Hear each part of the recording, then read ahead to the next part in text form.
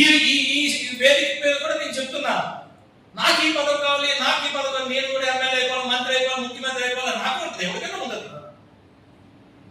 నా కాన్స్టిట్యూన్సీలో వచ్చి కొంతమంది కుర్రోళ్ళు వచ్చి అన్నయ్య నేను సర్పంచ్ అవుతాను అని అంటే, ఈసారి సర్పంచ్ సీట్ నాకు ఇవ్వండి.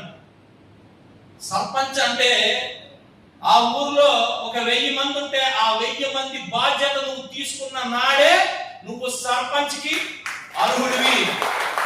నువ్వు తప్పనక ఆ మైండ్ సెట్ నువ్వు డెవలప్ చేసుకో. ఆ రోజు నిన్నెప్పుడు ఏమీ పీకలేడు, ఇంకా నువ్వే సర్పంచ్గా ఉంటావు. నువ్వు బాధ్యత తీసుకోవాలి, నువ్వు ఓన్ చేసుకోవాలా. ప్రతి కుటుంబాన్ని, ప్రతి వ్యక్తిని నువ్వు ఓన్ చేసుకోవాలా. నీకు ఛాలెంజెస్ ఉంటాయి, నీకు ఆధిపత్యం అవసరం, నీ నాయకత్వం నీకు పైకి ఉండాలని అనుకుంటావు, నీకు సీట్ రావాలనుకుంటావు, నీకు అన్ని ఉండాలనుకుంటావు. కానీ అన్నిటికన్నా ధర్మం ఏంటి? నువ్వు రాజువి, వాళ్ళందరూ నీ పిల్లలు, నువ్వు ఇంటి పెద్దవి, వీళ్ళందరూ నీ పిల్లలు.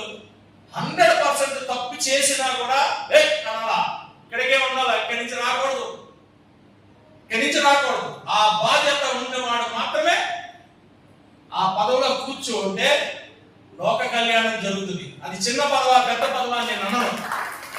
కమిట్మెంట్ తీసుకోవాలి.